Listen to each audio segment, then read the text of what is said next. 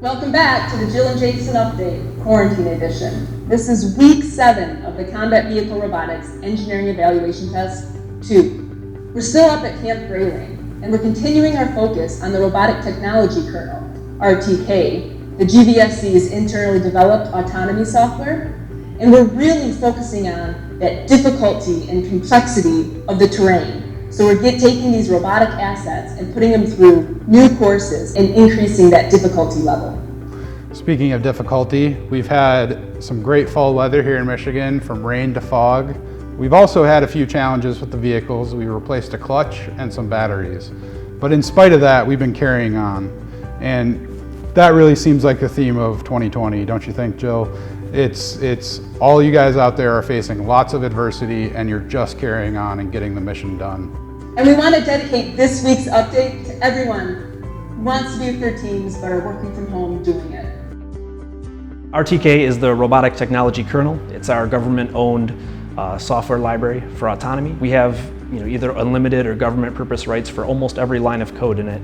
And so that gives us a lot of freedom to share this code with contractors, academic institutions, and other government partners. And the way we share it with them is to do an annual release, which we call RTK Core. It's a stable, well-tested version of RTK that we feel comfortable putting in the hands of our partners and then supporting them as they integrate their tech. So all the footage you see, from last year or this year's EET, that's all RTK. Everyone is running, like a core version of RTK with their software integrated with it. RTK it's a base set of software that gives us robotic functionality. It gives you things like teleop or waypoint capabilities. A path planner needs to take in this data. It needs to be able to give us this data. Whatever capability that they're able to develop for it can come back into RTK in future versions to improve either our path planning or our visualization or any of those capabilities, but RTK kind of gives a framework in which to do that. It's like an operating system in that way, in that by providing that base capability, you can plug in different things on top of it that fill some niche, one thing better than the other. DDR, or Data Director, is the tool that we developed in-house to take ROS data collection to the next level. It solves a lot of problems that make recording ROS data very cumbersome. It adds metadata to each data file you've recorded to let you know what test event it was recorded at, which numbered run, the location. It gives you a summary of all the data that's in the bag.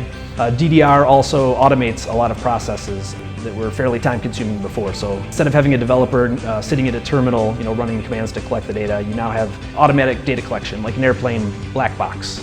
So you don't have to worry about, oh, I missed that last run. You can always go back and extract the last set of data that you collected.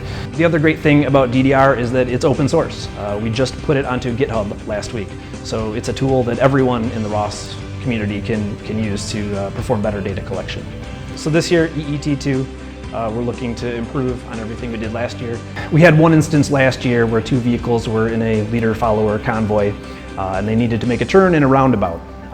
The lead vehicle decided to complete a loop the wrong way around the roundabout, and then the chase vehicle decided to repeat that loop over and over and never made it out of the roundabout. So that, I think, exposed an issue we needed to fix with our convoy behavior, and that's something that we have done, and now at EET2 we're able to complete a mission like that.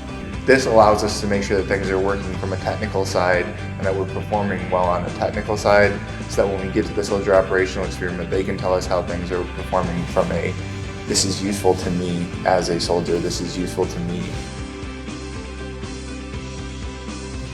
So stay tuned for next week's update on the warfighter-machine interface, how the robotic operator actually interacts with the robotic asset. Thanks for tuning in to the Jill and Jason Update Quarantine Edition. See you next week.